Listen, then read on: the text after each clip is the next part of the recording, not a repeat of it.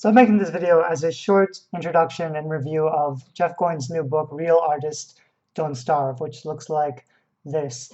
This is a really important book because it brings up some issues that I deal a lot with my platform. I've worked with a lot of authors and artists, and there's this creative ideology which has been popular in the 80s from a lot of best-selling books that tell artists and authors to just promote do the work that they love through passion. So do the thing that they want to do and not worry about the market. What that tends to produce is a lot of people making art that doesn't really matter to any specific audience or market, which makes it really hard to sell. So there's this dichotomy or dichotomous perception of art as only mattering if it doesn't matter to people in a really weird sense. If I, for example, write fiction that sells really well because a lot of readers like my fiction, some artists and authors will argue that that's not true art. It doesn't qualify as art because it's making money. By making money, I'm proving that I'm writing to market, that I'm writing popular stuff, I'm following fads or whatever.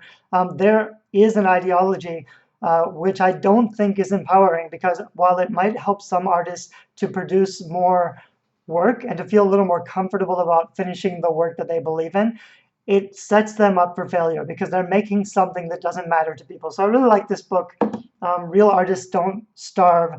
And there's a couple reasons why. I'll point out a few. Basically, Jeff focuses on the difference between starving artists and thriving artists. So there's this perception that you're either a starving artist or you're a sellout, and those are the only two options. Like, unless you're failing and suffering for your art as a real artist, then you are making money but selling out. There's this belief system that's become very limiting for authors and writers, because we can't be successful without being criticized for being successful, for being like a sellout. And real art is only valuable if it doesn't make any money, which doesn't make any sense. So it's nice to see books like this that are coming back and changing a very popular and very common ideology of creative production, and helping to people see on a larger scale that it's okay to make money from your creativity. I also believe that's true.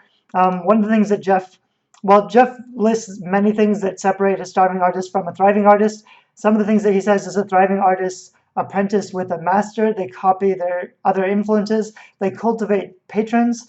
They collaborate with others. They practice in public, and they go where the creative work is happening. So these are basically all the things that are helpful for someone who's making things to build a platform and to be visible so that they can attract the right kind of audience to the work that they're doing, so that the work that they're doing matters to an audience. If you can make work that matters to an audience, it's really easy to get people to buy your work, because you have a bunch of customers lined up who appreciate what you're doing. And also, you shouldn't just be producing in a void and making what you think might be good that actually doesn't matter to people. And that's what most authors and artists do, is they make something that they think is good, and then they try to sell it to somebody, to anybody. But there's no point of connection.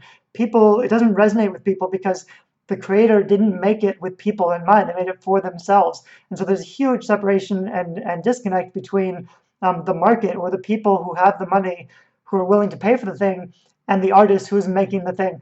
I think Jeff agrees in this book that